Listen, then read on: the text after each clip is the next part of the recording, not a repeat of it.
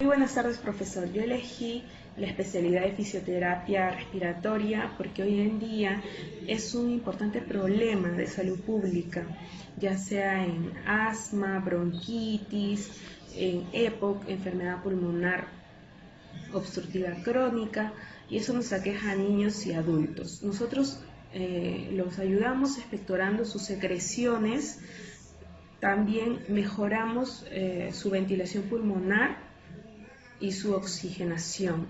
Nosotros podemos trabajar en el servicio de neumología, de reanimación, de cuidados intensivos y también en rehabilitación, tanto de forma privada como pública. Me gusta porque nosotros aportamos mejor calidad de vida, mejorando su función respiratoria óptima.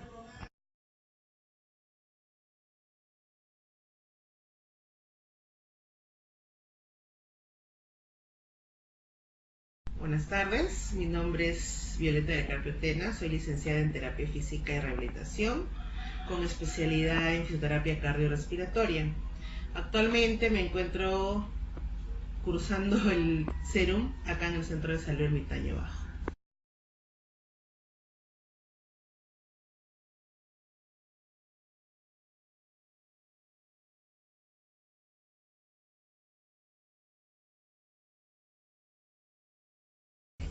Bueno, estudié la especialidad de fisioterapia cardiorrespiratoria porque durante el proceso de 5 años de estudio en mi universidad se abrió el curso de respiratorio, y en las prácticas que hicimos hospitalarias en el Hospital FAP de la Fuerza Aérea del Perú, me interesó bastante el tema y vi también que no era muy conocido en los hospitales, porque no todos los hospitales tienen área de respiratorio o no hay terapeutas respiratorios.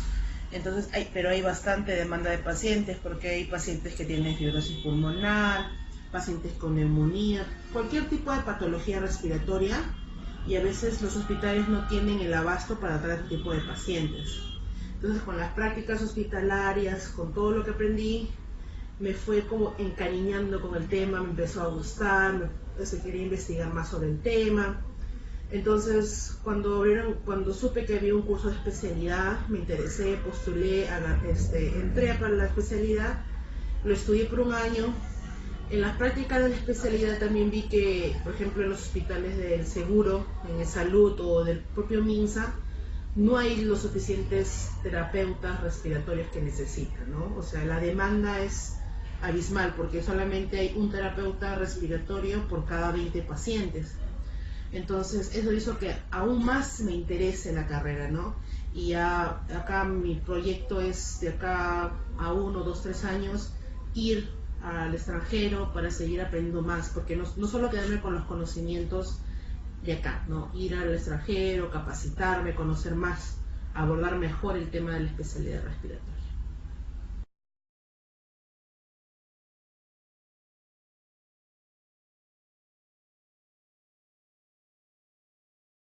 La terapia respiratoria, darle una definición no es tan dable, pero dentro de lo que yo he visto, lo que trabajo normalmente, la definición que yo le puedo dar es que la especialidad de fisioterapia respiratoria trabaja netamente en pacientes que tienen pacientes con patologías pulmonares, ¿no? ¿Qué va a hacer? Que va a trabajar que puede ser prevención, el tratamiento a la persona y el establecer, mantener más que nada la funcionalidad del paciente, ¿no? Tratar de que esas patologías no influyan en sus actividades diarias del paciente, ¿no? Que el abordaje que uno le da sea para el mejoramiento del paciente. Más que nada en sí nosotros trabajamos con lo que son los síntomas, y tratar de resolver a la par con el tratamiento farmacológico o otros tipos de tratamientos que tiene la patología del paciente, si es que se puede, ¿no?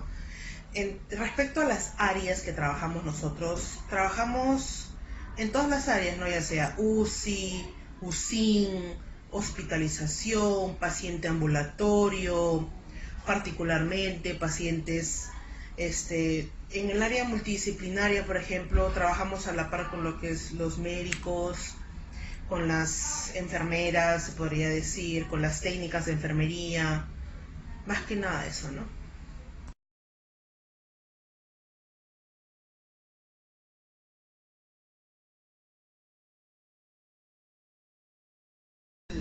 Estos años que yo estoy trabajando con pacientes respiratorios, todas las enfermedades son complicadas, todas.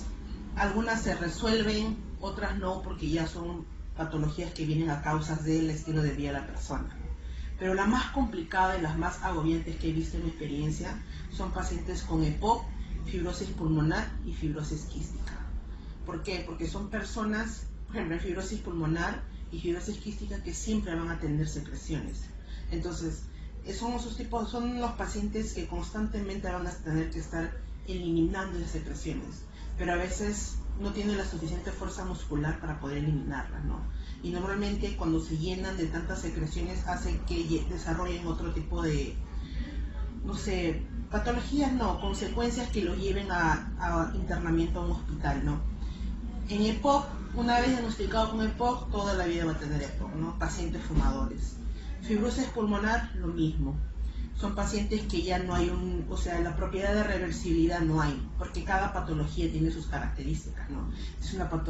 Por ejemplo, la fibrosis pulmonar es una patología pulmonar, es obstructiva, parcialmente restrictiva, es una enfermedad crónica, porque ya hay un antes de por qué desarrollar la enfermedad, ¿no?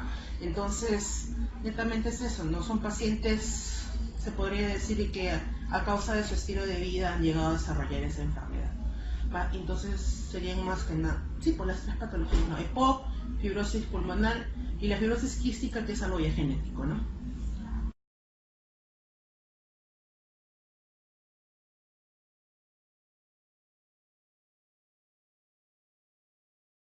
La función del terapeuta respiratorio en las unidades de cuidados intensivos es, dependiendo si el paciente está conectado a un aparato. Entonces, normalmente esos tipos de pacientes se llenan de secreciones. No solamente de secreciones, sino que también pierden fuerza muscular, ¿no? Porque son pacientes por traumatismos o pacientes por complicaciones durante la cirugía. Entonces, el terapeuta respiratorio va a hacer un abordaje más que nada para la eliminación de secreciones y para contrarrestar la pérdida de esa fuerza muscular. Dependiendo, hay diferentes protocolos que se trabajan con este tipo de pacientes, ¿no? Hay fases, fase 1, fase 2, fase 3, fase 4, ¿no? El abordaje cuando el paciente está en UCI, el abordaje cuando el paciente está ya en zona de hospitalización, el abordaje cuando el paciente se le da de alta y el abordaje cuando el paciente es algo ambulatorio. Entonces, netamente en la fase 1, que es la fase UCI, son movilizaciones pasivas, movilizaciones dependiendo de la conciencia del paciente, ¿no? Si el paciente está consciente, está inconsciente, si él mismo puede realizar los movimientos, más que nada es eso en UCI, con lo que es el terapeuta respiratorio.